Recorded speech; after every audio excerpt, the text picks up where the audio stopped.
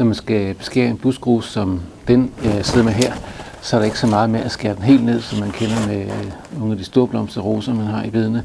Men der er det mere at få den tyndet ud, så får lys og luft ind til planten og få skabt en flot vækstform.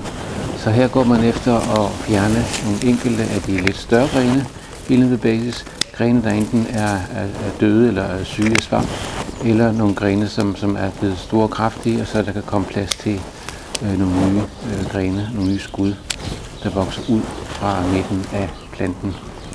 Når man laver et snit på en rose, så skal man gøre det lige hen over knoppen, eller lige hen over en sidegren, så at der ikke sidder en død stap tilbage her.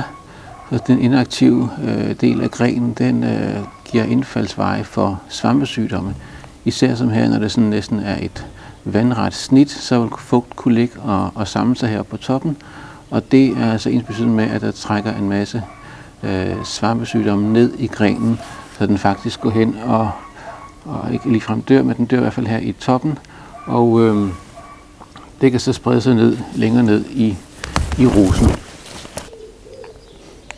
Når man snakker udadvendt knop, så mener man knopper, der ligesom har et skud, der går i retning væk fra rosens centrum, så man får en vækstform, der breder sig ud, i stedet for at vokse ind i sig selv. Så får man en flottere sådan vifteform i rosen, når man beskærer der. Og man lægger snittet sådan, det ligger lige over, men ikke alt for tæt på knoppen. Så vil den kunne vokse fint videre. Skuddet vil komme fint videre den vej.